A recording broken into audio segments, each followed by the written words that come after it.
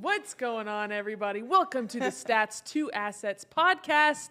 And where is your host? Today, it's me, Natalie Novosel, but I have a very special guest to introduce today. Your very own... It's me, Ernie Williams. Coach E, baby. Whoop, whoop. Don't y'all miss me? Y'all better say yes.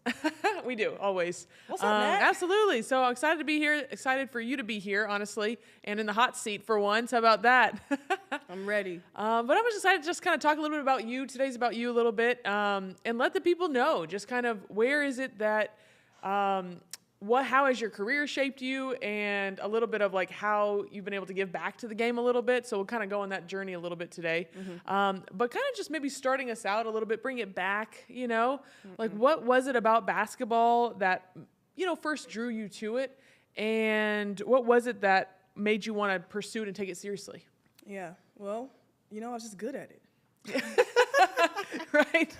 When you get a taste of winning, you're like, I can't get enough. Yeah, I know that one. No, like growing up, so my mom had me pretty young when she was still playing in college. She was like maybe 20, 21. Wow. And I was actually traveling with her. So maybe at age 1 or 2 or 3 or something like that. I was young, I don't know. But I was traveling with her when she was playing college, and I remember going everywhere with her. She is a national champion and at the NAIA division or level, but I remember being at practice. I remember hanging out with the managers, like in this big old, let's say, laundry basket rolling around as a little girl, So I think I was just in that environment, and then once my mom put me into like this basketball type of competition where, little kids just get to dribble around cones or pass the ball to a little spot on the wall type of stuff like that. And I won that in our town. And yeah, she started putting me into sports and put me into basketball things, playing rec ball, and then it just exploded from there. We were playing locally. Then we made a team from, small towns from around Hays, Kansas. What's up, y'all? And then I was good enough to link up with other girls that were spread out around Kansas. We didn't even practice. Like, this is how good we were. We were just spread out, and we would go to tournaments around. We'd just meet up and go to tournaments around Kansas. Yeah. But yeah, I enjoyed it. I think she noticed that I enjoyed it, and I had a little bit of talent around it, so she fed me that. Sure. So it sounds like she wasn't dragging you to the gym, Oh, right? You no. were dragging her to the gym. I was dragging her, like, let's go. We got a tournament. Mom, we late. I hated being late. Yeah. Right. Wow. I love that. Okay. Well, very cool. So kind of from that in college, got to pursue, you're fortunate enough to get a full ride, University of Texas, right? Representing. And from then, how did your experience like with basketball in college? Because being a student athlete is pretty tough, it can be. How did that kind of shape you? Differed from someone who didn't have the responsibilities of being a student athlete. Yeah, I mean, as well as I do. Like, man, that year from high school, senior year in high school to college, that freshman year, you're just drinking from a water hose. Like, you are trying to figure it out. You're just trying to stay where you need to be. You're trying to understand. And so a lot of that was learning how to manage my time, understanding my priorities, also understanding like the resources that I had for help, and learning how to say, I'm lost, I don't know what's going on, early in the process so that it doesn't affect you in any way later, right? I think I finally learned that maybe junior year, especially with like classes.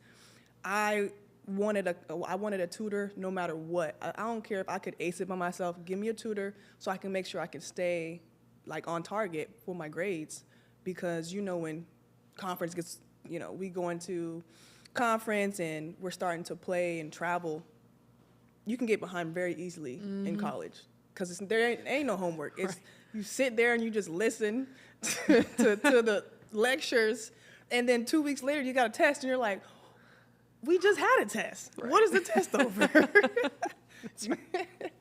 Yeah, so let's say your college experience was pretty different than most people's.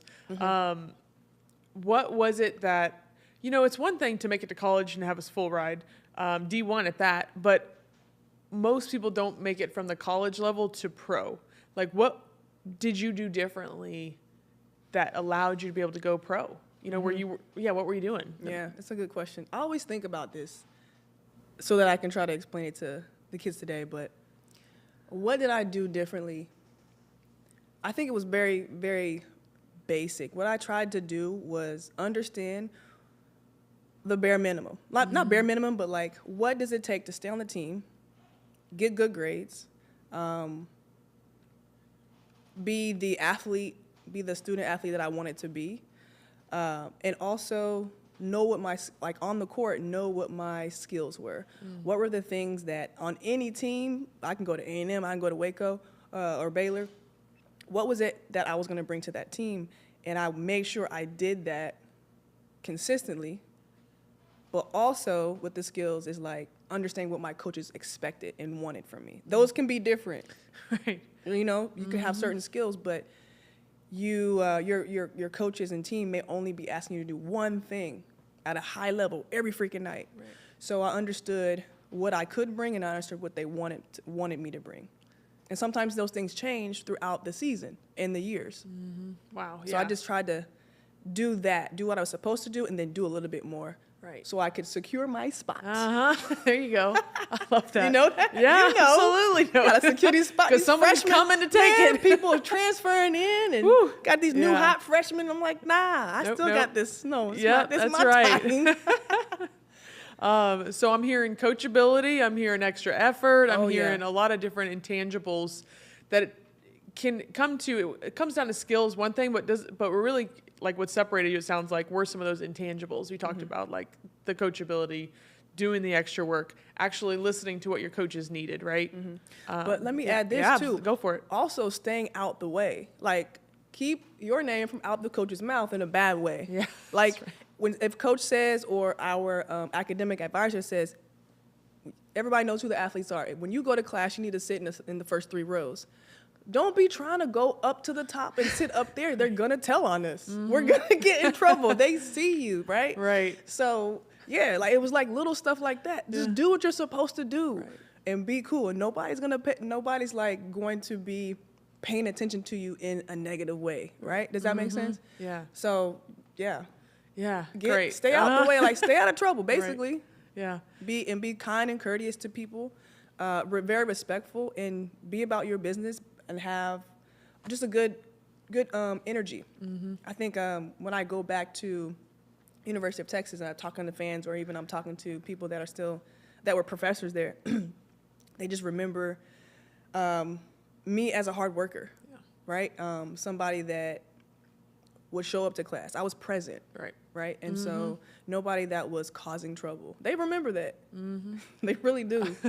Yeah, I love it. What's that say, that quote, something about, people will forget what you do, they'll forget what you say, but they'll never forget how they made you feel, right? Exactly. And so I think that's a really good, I think for you never lack energy, you know what I mean? And so I think people feed off of that. It's contagious, which is awesome. Did you ever go through a period of, where it was rough, and kind of the second tier of that of like, how do you feel about the transfer portal now? We didn't really have that when we were there.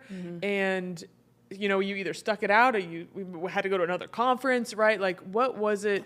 Did you have to go through something like that? And then also, how do you feel about the transfer portal and how easily it is to kind of just, all right, I'm going to move on. This isn't right. With the transfer portal, it's a positive and a negative. Like there's pros for it for me. Like if a kid feels like they made the wrong decision, and it really turned out to be like, hey, I can see my future. And it's not here. I do love that they can go somewhere and immediately have to play and not have to sit out a year. But it also brings up it allows people to not stick it out in a positive way because they might need to grow. Yeah. They might need to grow. You can't just be like, oh, I'm not getting playing time. I'm going to deuce out. I'm going to go over here to some other D1 or whatever level school and think that I'm going to have a better chance at playing. It's the next level. So if freshman year you didn't get the playing time that you thought you would, it's okay. Figure it out. Mm-hmm. Like, what do you need to do? Right. Are there it's college. You might have better players than you. Where are they better? Why are they better? What's the coach asking you to do? Or is it that you're capable physically, right? But you're causing problems. You're being a bad apple. Right. You don't listen to the coaches. They can't trust you. You're going out partying like you're not in the first 3 rows like we told you. Right. You know? Mm-hmm. People don't want to, or kids today they don't want to not wait their turn, but I would say work for their turn. Yeah. Your turn, I think your turn is always coming. Coach is always looking down the bench to see who they can sub in when somebody ain't doing right. Mm-hmm. And it's your fault almost if they look at you and don't pick you. Yeah. Not all the time, but most of the time, if you haven't created enough value, enough skill, enough leadership, something that gives them value, and it's like, we need you for 2 minutes, need you for 3, we need you for 10, you know? Yeah, your coach has got to trust you. Man, you got to in work. those situations, right? Yeah. Yeah, and I think there's a lot of thinking to it. There's a lot of strategizing. Yeah. Like, I was always planning. I was always trying to see, how can I take my 3 skills and make them deeper? Yeah. Do I go deep into or do I widen and add another skill? How do I come back next year, still be me, but be a little bit different? Sure, yeah. That's great. I feel like you had a great thinking to the game that not a lot of people probably think about how to become elite, because really when it comes of the separators, the higher you go up, it's really those things of how better can I get with these few things rather than trying to add a whole nother repertoire, right? Yeah. Is that, because so after college, fortunate enough to be able to go pro, which, you're already elite in college D1, but then to go from elite to D1 to pro. Yeah. How was that transition? Where did you initially go overseas? It's funny because I almost did not go overseas. Oh, wow. So the first rookie year I had, of course, dealing with an injury on my knee. Oh. Excuse me, it was something up with my adductor, and it was affecting my knee. And I was like, dang, maybe I just shouldn't go. And my mom was like, she's always that voice of reasoning and like, just try it. Yeah. And so I went. I had a contract. I got the contract for Portugal. Love it. Wnba is a college. It's like a college town, kind of like a couple hours from Lisbon. It was really cool. It was a really fun place to go for my first rookie season overseas, right? But I just said, I did my research around what the team was, what the country was about, the city, and I was like, okay, let's go. Yeah. Let's just try it. I mean, I can always come home. Right. Mom's here, right? Right. I can always get on the flight back and come home, rehab, or just go a different way. So I went, and I rehabbed. My knee got better, and I had a pretty good, cool, fun rookie season. Yeah. Nice. Any challenges that you had to deal with in your first overseas? I mean, just that normal first season away from home, language barrier, just a little bit. Okay. Most of my team and coach could speak English. It had the accent, it was understandable, but just being in another culture, another country, learning how to assimilate in a positive way, like being curious about how they live their lives, right? And not being the spoiled. I'm gonna say it, spoiled American that like, hey, we're used to a washer and a dryer. Like I went over there and we only had a washer, and so I was pissed about it, like the first 3 months. But other than that, I was like, okay, let's grow up. It's not even that big of a deal. Sure. So, just it's little stuff like that. But also, man, I love the fact that I got to start traveling that young, 2021, it humbled me, and I understood like European culture slows down a little bit. I was so mad. Let me tell you this. My first season overseas, my mom sent me a package, first package I'm getting. We go to practice at 10, 12, we're done. 12 o'clock, it's noon, it's like midday. Right. I'm going to the post office to get my package because Mom got all the good snacks. Absolutely. I'm ready. I'm ready for my Reese's. And it's closed. it's like, it's closed. Ain't nobody working. I'm like, it's 12 o'clock. Why is the post office Right, closed? right. Like, here, the post office is open. Yeah. So something like, I was What so were they doing, annoyed. taking a nap? So annoyed. No, like, it's, they really close down. Like, you know, middle of the day, they close down and just go on 2-hour lunch or rest. And they come back at like 3 and work a little bit later. Sure. So like, that was the difference I kind of noticed the first couple years I played in Portugal and Spain. Like, stuff is closed in the middle of the day. Yeah, that's wild. They don't work they don't see work like we do, I think, in the States. Sure. Work nonstop. They're like, I'm gonna work, but I'm about to stop. Yeah. And then I might come back to work. That's right. Okay. That's funny. Yeah, I bet a big difference now. I mean, you're late if you don't get up by 7, 8 nowadays. You're you behind. know? You're done for the day. days, yeah, absolutely. And you got traffic. Come on. If you're on site. Goodness gracious. Wow. Well, so how did you deal with missing friends, family? Like, it slows down a little bit over there. Get more time on your hands. A time difference. Like, how did you handle all of that? I always, you know, I miss my mom. I missed, for the first year at least, for sure, what was normal, right? Being home, knowing where things were, having a car, you know, being independent, I guess. Sure. In the States. But yeah, you are a little bit more dependent on coaches or people that are helping the team for a ride to the store or helping you figure out where things are. And that just comes with the territory. You have to kind of like be okay with that. Yeah. You're not in your country and you don't know where things are. So lean on your team, lean on the people that are around to support you. So I leaned on others. My teammate, Kiva Herman, she played at San Diego State, I believe. And she was my other American with me. Sure. Super fun. That's great. It was great to have her as a teammate. Yeah. You know, Wow. like I'm sure you can agree to this. All the maybe American teammates or other teammates that you've developed relationships. Absolutely. Like you're gonna be friends So for life, good, yeah. just from playing overseas and Right. playing with them one season. That was my first season. We didn't get to play with each other again, Ever again. but we're really tight. So really close. Close, yeah. Yeah. Wow. One of your better decisions to go overseas. Yes, just go. Sometimes you just gotta go, Yeah. and you'll figure it out. And Yeah. this is what made me go too, is I didn't want to regret the opportunity of not going. It was my dream to play professional basketball. Yeah. So you saw that it was scary though, Yeah. but then you fought through it, and it kind of speak to that support system around you. You know, like having those people in your life, and why is it important to have people who are maybe have a little bit more wisdom, a little bit more, picture outside of the frame, can see in a little bit. How having that support system, people that have already been there, why is that important? Man, that's important because you might talk yourself out of opportunities, experiences, because something's blocking your vision. It might be fear. It might be because you don't know what's to come. And a lot of times in life, what I've learned after, being an adult is like, you don't know. Yeah. You're not going to know. You're not going to know why something happened. It's just like, what's the next best move for you? Whatever you think it is, do it. And you'll figure it out if was it the right move, was it not?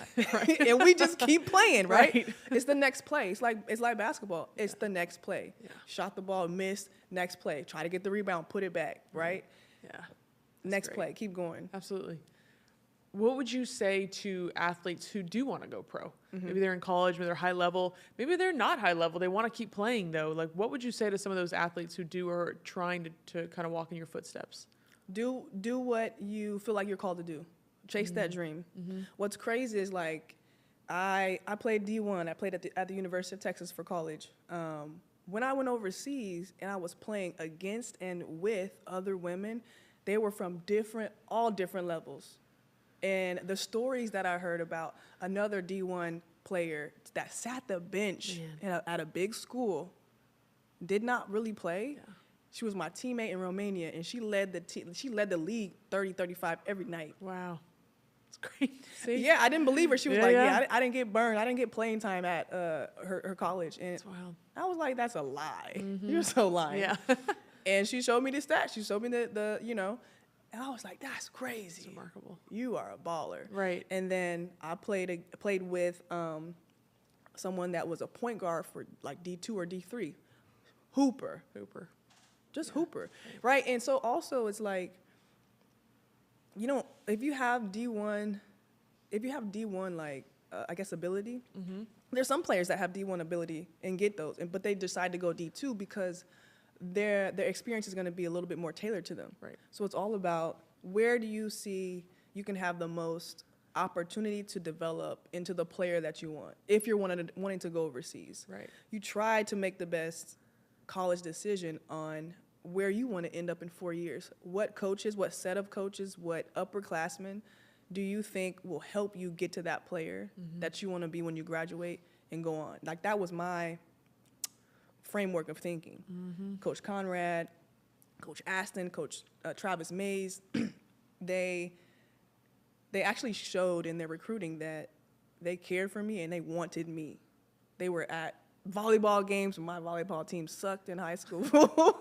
We're getting pounded and they're there. I'm like, why are you here? Wow. This is embarrassing. Oh, yeah. It's awesome. At AAU tournaments, you know, and it was all of them. It wasn't just one, you know.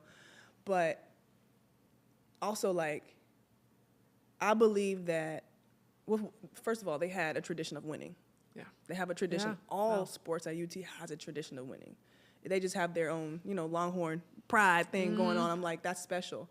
But to know Coach Conrad's background of really pushing for Title IX and women's sports and basketball too, but then Travis Mays played professionally in the NBA. And then Clarissa Davis came on. She was a badass at UT, Right. Wow. right? Coming back to coach and help us. And so I had great coaches. I had cool, crazy upperclassmen. Got to play with Tiffany Jackson from Dallas for 2 years.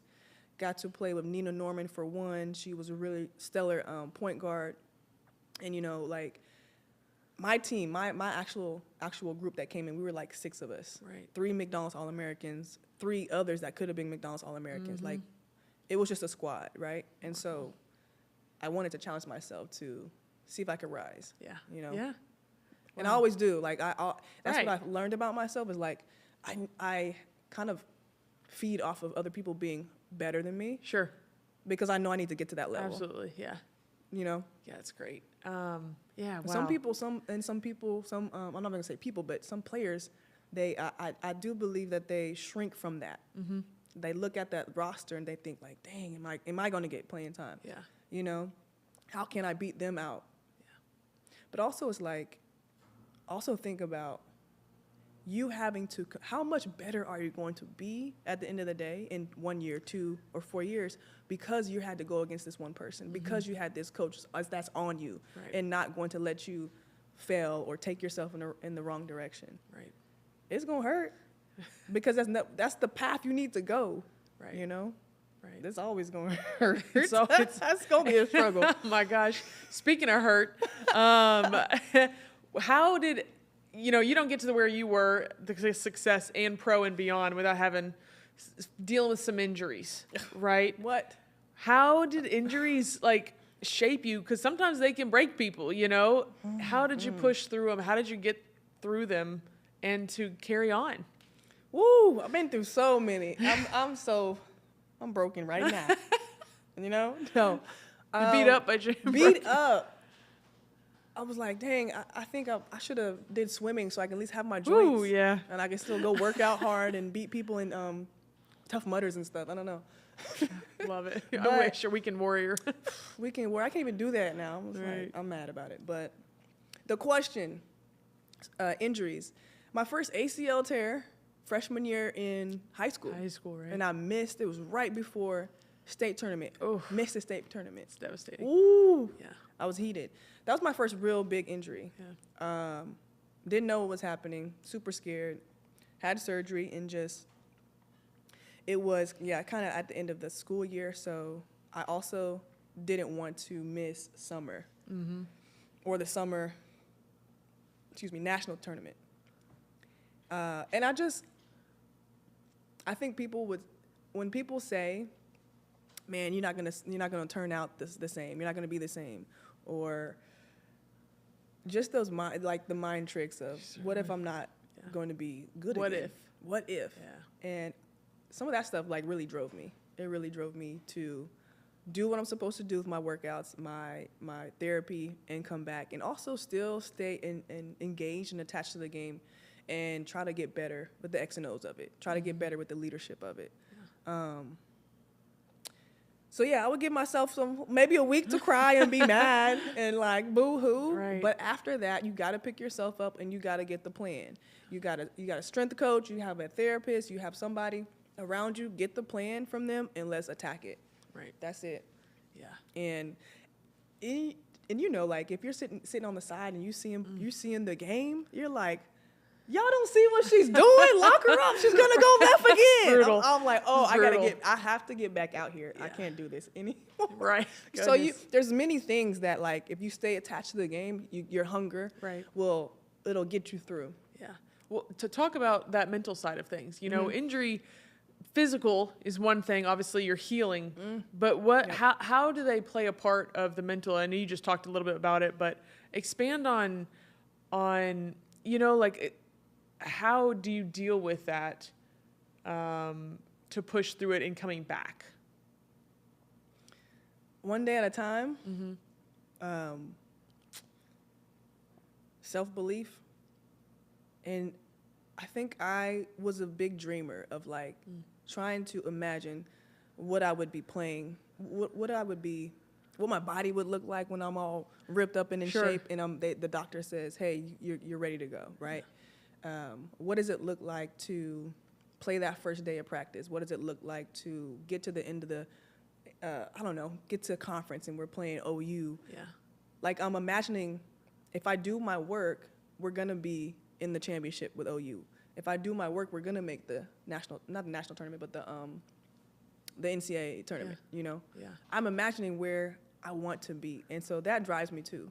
So you're not focused just on the ins and outs, trying to learn to walk again, trying to learn to do your little hip leg raise. You're literally thinking on, this is what we're moving towards. This is the bigger goal. It's both. Yeah. It's definitely a lot of the goal, the long-term goal. So you stay like excited and ignited about it, but also understanding like you have to take it a day at a time. You can't miss today's workout. Yeah. If you have therapy 3 times a day, you need to do your 3 times a day. Right.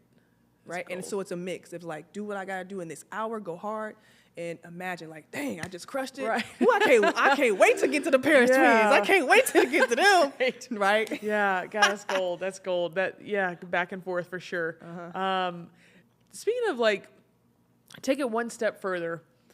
People day in and day out, they're performing, right? Whether it be at work, whether it be on the court and on the field, whatever it is. Like, did you ever deal with performance anxiety, or even like how do you manage that stress, maybe in game, but also when you're going through a slump, you know? Ooh, that's really good. I look back on my college career and pro, and I'm like, I don't know how I did it because I had anxiety almost all of the time. At some levels. Sometimes it's really, really high. Sometimes it was low. Because when you're on those highs, you're playing good, team's good, you smacking people, right? There's not a lot to like be anxious about, but sometimes my body like is tired. We don't really have time for rest, right? We got 3 road games coming up, and they all gonna be killers. Right. Like they're coming for us. So ask that question one more time. Like, do you feel, like, how did you deal with stress is one thing, but maybe like in-game anxiety, or when you're going through a slump, what are the steps you took to get back your confidence, to get back to where you know that you're stepping on the court and you are the best one out there? You know, like that mentality. Like, how did you get it? If you lost it sometimes, how did you get it back? Yeah, how did you get it back? Cool. For slumps, it was just keep going. It was whether I was like not shooting my best, free throws. Like I love free throws. I was like 90%. Sometimes I would get to I would not want to get fouled. Yeah. Wow. Crazy. Yeah. Like what's going on? Yeah, it's tough. So I put a little bit more work in. I would, let's say, tell a teammate, tell a coach that I'm going through this. Like, you have to open up and allow people to come help you. But you also have to keep shooting and keep doing that skill.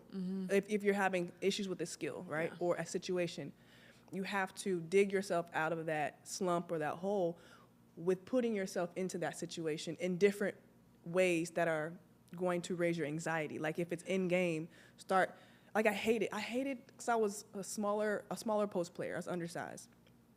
I hated getting the ball right under the basket. Yeah. So I was like, they're gonna smack my stuff like national championship volleyball game. Yikes, that's the worst. Oh my god! Especially if you're getting post player, right? Yeah, I'm like, getting blocked like that. Yeah, there's nothing worse. And so I would practice under the basket. I would get a heavy ball, right? Practice fakes. I would practice my shots. I would practice not just going up, but just the different types of moves to get open and see. And then I would add some contact, have somebody do some contact, or add contact and a defender, for example, and just put myself in those situations. The more I put myself in those situations, the slower that moment got. Because when you're anxious and you're in a certain situation, it's like you make a fast decision and it's not it might not be the right one, and you don't get to see the play before it happens. Right. Like Kobe talked a lot about him being able to play the game in slow motion. How fun is that to play the game? Basketball's fast, right? How fun is that to play in slow motion, and you're just like, oh, I see this play about to boom, right? Alley-oop, like what? Absolutely. And so the more times that you put yourself in certain situations, understand your options, and just try to feed those options. And then, for example, I'm just very basketball based, but put yourself in, give yourself 2 options, and then, like, let's say 2 reads. Try to make the right reads. Try to make the right move. Right. It's just a lot of imagery. A lot of basics, and focusing on one thing. Right. It's not focusing on everything. Yeah. It's focusing, and for athletes or any sport, focus on the situations that you're going to be in defensively and offensively, with the offenses the sets that you run on your team, with your team. AAU, where are you in your offenses when you go in? Right. If you're not at the 3-point line, most of your time does not need to be at the 3-point line. You need to earn 3-point line time by doing the others, like, good at the other spots that you're at. So your coach, because if you go there and take that 3 and you haven't earned that, coach to overlook it and be like, taking liberties. Taking liberties. Absolutely. Rather than right, yeah, you already know what's coming. Tweet. Get out. Nobody told you to take that 3. Yeah. You ain't even making layups. Oh, wow. Yep. We all know that. That is gold. Okay, so tell me this, E. Like, if I were to ask any athlete, this question, they're gonna have them lined up. Most people I would say have these more so, or just like the question is like any regrets you have when it comes to your basketball career, or just it's easier probably for some people to remember the negative things. Any regrets that you have? Yes. In the middle of my pro career, I would say year 3 or 4, I was having a lot of knee injuries, knee pain, we'll say. It wasn't stopping me from playing, but it was just aggravating, and it was like shortly getting worse. And so I wish I would have been strong enough or had more alumni around me to say, hey, take a year off, work on your body, come home, get the therapies you need, the massage, the acupuncture, go to a doctor, see what's happening, and just get in shape, get strong as you can, and then you go back over and just kill them. Right. But you know how, you probably heard this, like within basketball, if you take a year off, it might be harder to get a contract. Absolutely. Right? They might pay you less than what you would be making. And I think I let that feed into my fear of taking care of my body. Yeah. I really do. Like, that's for sure one of my regrets is not taking care of my body and saying, hey, let's take some time off. Yeah. Physically, for sure, but mentally, you're going to grow. Yeah. Because I wouldn't have been in that stressful state of trying to perform on a bum knees, Right. bum ankle. Which added a lot more Stressed stress, out. I imagine. Yep, Stressed exactly. out. I had stress. It's up and down, but I pretty much was like, I had times where I would come to practice. I just pray like, hey, can I get through this practice without an ACL tear, injury that could end it all? Can I just get through this day? Wow. Crazy. Yeah, And it's like a sounds cloud, very stressful. a Yeah. gray cloud Yeah. over you. And I performed, but I'm like, imagine being more healthy than that. I could have been killing. Yeah. I was doing what I was supposed to be doing, having a good time and leading my team and everything physically and as a leader, you know? Right. But what if I could have played without that stress? 50% of that stress taken away. Oh my gosh. I could have actually also just enjoyed being overseas, because when I was in that pain and I was in that anxiety, I wouldn't hang out as much with my teammates. I wouldn't go explore. I'm just in my room waiting for practice, Right. or, you know, got my legs propped up because I'm just trying to figure out how to recover. Yeah. Dang. I think that's a good lesson that anybody can take away of taking care of you is always good for everything in your Everybody, life, yep. everybody around you, Yep. your career, you know, whatever it is, relationships, anything. I can definitely see that. On the same vein, a little different, opposite of, what would you say you're most proud of from your basketball career? From career, Yeah. what am I most proud of? For sure, I'm most proud of, like, not giving up. First of all, taking that first step of going overseas my first year, because that really led to, like, 8 years that I enjoyed. With all the stress that I had, all the injuries, I loved it. I enjoyed it. Yeah. I would still be playing now if I could. but Right. Oh my gosh, you and me both. Absolutely. I loved basketball. It's honestly my first love. So just believing in myself and going for my dreams that I had always thought of. I never knew what the WNBA was. I never knew what pro was. Like, Sure. growing up, I just want to play with the best people. Right. I just want to be the best I could. So I did that. That's great. Regrets, right? No, I was talking about most proud of, but Most proud of, yeah. I like that though. Like, it sounds like you were able to take what you were able to do and then continue to go further with it. Like, the trend I'm seeing is you had a lot of growth, but you kept pushing that perseverance despite a lot of these setbacks, right? Which is a lot of people kind of get stuck in that. How is life, the transition been? Yeah. Life is lifing, but how's that transition been Life from is basketball to Yeah. life after? How did you do it? My transition was real bumpy. Uh-oh. Houston, we got a problem. Oh, gosh. Okay, so I played 7 to 8 years, and I actually had to retire because of my body was like, hey, we're done. They So retired. You you're didn't done. retire, yeah. They retired, so we sat on down. Dang. But this is one of my big regrets too, is playing so long, almost a decade. I did not further my skills that I had from my major, right? Sure. I had a computer science degree. I didn't do any extra coding. I didn't learn anything else. I didn't focus on anything else to build skills to prepare for retirement. Yeah. Or even just to make some more money while I was overseas. Right. A lot of, and so for all the basketball players that's overseas, y'all got time. Stop acting like y'all busy. You better figure out another skill. Got some time. You don't have class no more. Nobody telling you where to be. You just Right. practice. You work out. You go to. You know what I'm saying? So y'all got time. Y'all better figure this out. But what if I could have invested in a property, single family home or multi-unit, one per year? I would have at least 7 to 8 properties. Yeah. And that could have eliminated a little bit of financial anxiety, right? Because I can't play anymore, so I don't have any money coming in. Right.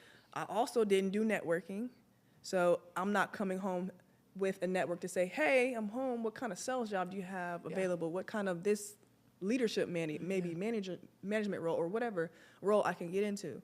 Didn't have that. Didn't even know what industries were that I would be interested in. I didn't know my skills. So I was really attached to my identity as an athlete or basketball player for my whole career, and so it bit me in the butt when I had to retire. Yeah. So not being able to really have a retirement plan or package idea was one of my big regrets too, and that's why I'm so passionate about helping athletes, helping women athletes like us prepare. I should have been preparing the second I got that contract and you go overseas for your first year. Yeah. You need to act like you might not play next year. Right. What's your plan? Yeah. Yeah, that's great. Yeah. Yeah, I think that's, really good. So what were some steps that you had to take, or maybe you wish you, like it sounds, I hear what you're saying about steps you wish you would have taken, but like for other athletes maybe in the same situation, how did you move past that? It was bumpy, like how have you been able to make it smooth a little bit for you? Yeah. First, getting my mental health, like you really have to focus on your mental health. Especially if you have to retire because of an injury, or you also just like, you don't have passion anymore for it. You're breaking up from something that you had a passion for, you had a relationship with for a long time. Mm-hmm. So making sure that you can find some type of mental health resources and just a way for you to take your time and grieve that loss, and then start to get to know yourself again. What hobbies do you like? What are you interested in? Because I had forgotten. I was like a freaking nerd. I love computer technology and stuff. Like I do a lot of that now, and just research and AI, and just find it so interesting. Yeah. And so that's what I would say. I would say try to connect back to yourself, and look back to even when you were a kid. What stuff did you like to do? Right. What did you like to do in college? And it's really important for college athletes now to still be multi-talented or pay attention to their hobbies, Right. along with whatever sport they're playing. Yeah. So you don't forget yourself. We have many slices of ourselves, like a pizza. Yeah. Many different sizes, and so pay attention to those. Give those some plant, like water those like plants. Allow them to grow. Yeah. Wow, that's great advice. What would you say to someone, like if you were talking to your older self, and if you could give back to people in your position now, like, what are some things they could do, or you would encourage them to do while they're either transitioning, like in college to just normal life after, or from college to be able to go to pro, to be able to be successful after pro? What are some things that they can be doing? For the college kids right now that are won't go pro and go into the working world, I would say, for both actually, I would say this in the beginning. Think about the life that you want to live. Design your life. So people I'll probably always ask us, like, what are you gonna do? What's your job gonna be? That's right. I think the question is more so, what type of life do you want to live? Where do you want to live? How do you want to live? And then, like that, I'm a dreamer, so I like to think about the end goal. In 5 years, I want to be living like this. I want to have these luxuries. Mm-hmm. Okay, so like more so, let's reverse engineer it. So if that's the life that you want to go for in the next 5 years or the 10 years, we need to start being intentional about how we're going to save money. Right. And I would tell this to kids now.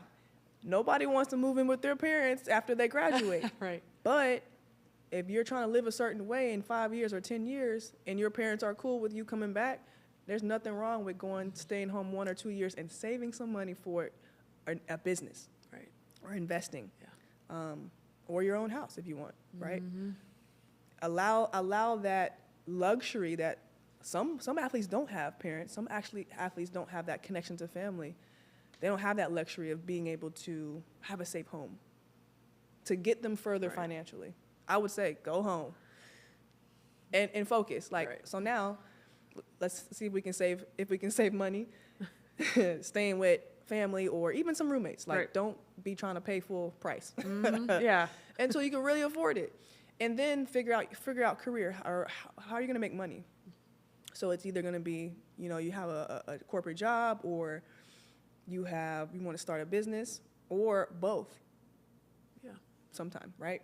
Yeah. I believe we both are entrepreneurs. We believe in that, but you have to be able to make money first. I say have a job and use that job as your first investor into your company. I love that. I love that. That income that you get, they're investing into your company. Yeah. Or whatever type of projects that you want to do. Mm-hmm. So the career, figuring out money. Now you got to get some financial literacy. Yeah. The money that you're making, you have to be able to manage it. You can't be in your 20s or 30s. I did it, but look, don't do it. I mean, I was overseas, but you can't be just throwing away money. Don't be drinking and smoking and going out every weekend. That's not bringing you money. That's not going to lead to wealth in the future. Mm-hmm. I think these kids have it so good with the NIL. It's new, but it's like there's such an opportunity to not leave college broke, but also for the kids that are D2, D3, and they actually playing sports and have to pay for it. We forget that. D1, right. we get a little spoiled sometimes. Right. We forget, and I'm so sorry, but man, I couldn't imagine have to come up with money for a scholarship and be a full-time student athlete. Yeah. I got on a rant, but I forgot where I was going with that. Well, do you think NIL is? You're talking about managing your finances and why that's so important. Do you think that, like, now that they have an opportunity to be able to potentially leave college with some money, do you think the NIL is detrimental or is it helpful? What do you think? It's more helpful for the athletes than detrimental, for sure. Now, absolutely. Like you said, they get more of an opportunity to leave college with a little stash. I mean, I had like fast for what is it called, scholarships or something. So I saved up money like $8,000. Yeah. And I bought a car. Yeah. Wow. Right. But now it's like $8,000 might be one little brand deal. I know. It's crazy. So yeah, I would say understand branding. Really understand how to brand yourself. Whether you're going to get an NIL deal or you're just building your brand for something that is going to surpass the 4 years that you're at college. But yeah, use that money. Now you're able to make money, but you have to learn finances, how to budget and stay with the budget. Don't be living with high expenses that you don't really need right now at 21, 22. You okay? You gonna make it to 30? Ball out when you 30 and you have net worth. Absolutely. You have investments. You have stocks. You have a running business that's you cash flowing, cha-chinging every day. Right. Okay. Saving. What else? What else is financial? There's so much. Understanding taxes. I didn't know a darn thing about taxes. And I'm still learning, but taxes, especially with the NIL, you have a business partner you don't even know. don't have no contract with. They just coming in, give me that. And so it's like, hey, with taxes, like you gotta understand that if you're making $100,000, it ain't $100,000. Right. You might be 70, and you're like, dang, you thought you had 100, but no, you have to pay taxes. So understanding that, when you understand that, that'll help you, I think, be a little bit more hungry, be a little bit more mindful about your spending. Yeah. And then you need to know investing. How do you multiply your money without spending more time, without working more past 40 hours? Yeah, that's great. Killing yourself. Yeah. Right? Goodness. Yeah. How, information is so accessible nowadays. So what would you say to some of these people who, because, majority of people, it's not financial literacy, maybe not taught. How do they get a crash course in taxes, in budgeting, in, like, where would you steer some of these people to? Is it people having mentors? Like, what would you say? If you can, I think the best thing, if you can have a mentor that it's in person and you can literally call them, sit down with them, that's always going to be the best way to learn and have access right at your fingertips. But also you have access at your fingertips in another way. You have YouTube, you have people's podcasts, you have people sharing really good game for the free and the low. Right. But the thing is, there's so much information. You have to do your own research to know who's actually telling you the right things. Sure. And then Your first investment is investing in yourself for coaches, for a course to learn more. And I learned this too. I bought a lot of courses and I've learned a lot. Yeah. How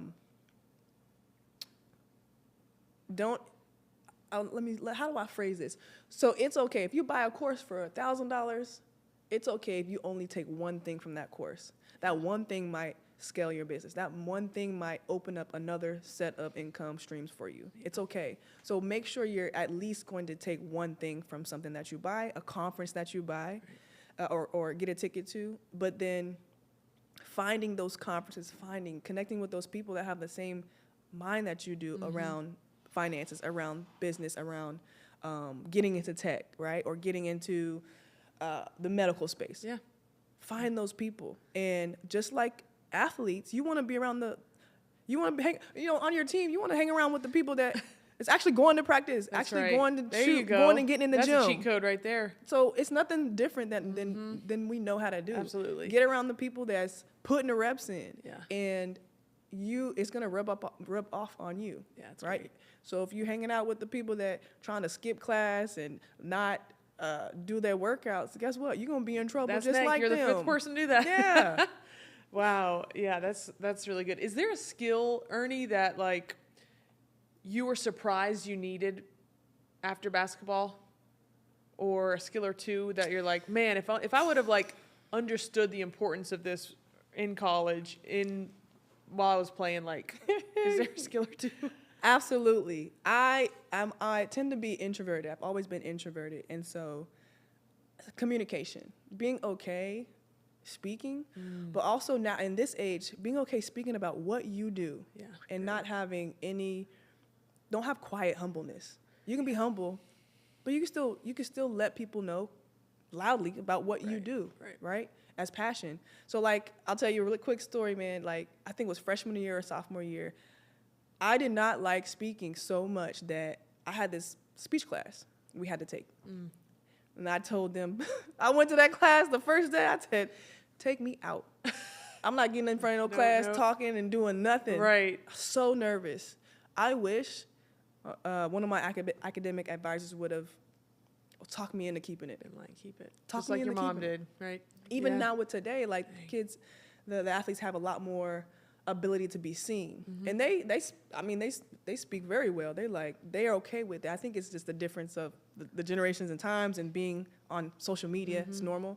We didn't have social media too much, I guess. We only have Facebook, maybe, but be able to communicate your value and really sell yourself. Oh, that's a nugget right there, y'all. I did not know how to sell myself, and I'm still learning. I'm like, dang, that's the skill. Yeah. Sell yourself through communication. Sell yourself through, hey, this is what I do and what I bring to the table. Right.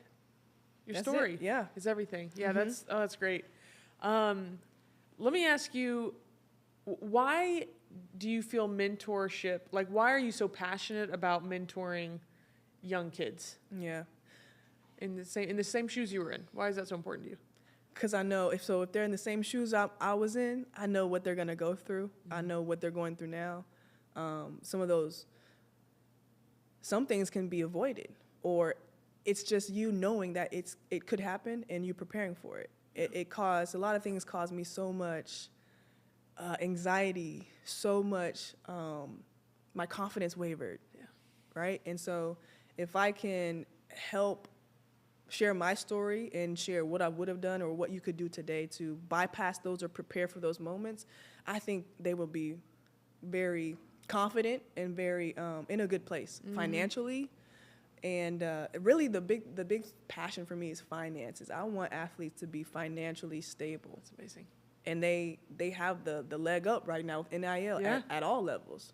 Like even D3, NAIA, you might not be getting the big NIL dollars, but schools in those small towns, they go crazy. Right. At least packing the house. At least you can get some food from the local steakhouse. You might be able to get a deal with the car dealership. Even the couple towns over, they come in for the football games. They're coming for the games. Remarkable. Hey, you just have to take the big scale, some of those big scale deals, and see how you can make it on a smaller scale. Yeah, that's great. Well, E, let me wrap up with this one. What's a goal you're working on right now, or a couple goals? Like what are you working towards right now? Yeah, right now I'm really excited. So I've started a mentorship group called Ambitious Athletes Group. It's on these platforms, School, SKOOL.com. And it's just going to be this mentorship group, this place where we can have community. I'm going to be teaching about NIL, going to be teaching about branding, teaching finances, taxes. So bringing other cool specialists on Zoom calls so we can have coaching like from you, Woo. You in the finance space, my girl, and bringing other athletes on to share their stories and tell us, what other ways they went when they graduated and went into the working force, or when they graduated and went pro. What did they do? Yeah. And there's still some athletes now that I want to share their stories that graduated, same position as me, didn't know what was going on, but now they have, I don't know, $5 million net worth in real estate. Yeah. That's who I want these athletes to be exposed to and hear from, because early in their career, just to set them up. Right. Set them up. Yeah. Wow. Yeah. So we're not going to, sorry to say, we ain't going to get it from college. We're not going to get it from school. No. I'm a fan of college, but you're not going to get the finances and the understanding of life. What real life is going to be like on your own. So you got to get it from some alumni like us, or people that are teaching specific, specific things. Yeah, that you need to learn. School education, there's that life education. Y'all need the life education. You need life education. So, yeah, really, and want to learn from people that are really passionate about it and really can understand your specific journey. Both basketball players, both been through injuries, traveled the world, ups and downs, both worked our butts off, right? And we're both hungry and we're dreamers. So, yeah, I love it. Awesome, E. Well, great. You did a great job in the hot seat. No surprise there. So kudos. Absolutely. Thank you for letting me host you. Absolutely. This was fun. And we're not done always. I'm excited. Always. We got some more for y'all. That's right. Keep it rolling. Well, appreciate you. Thank you, baby. Thanks, E. Peace, y'all. Peace, y'all.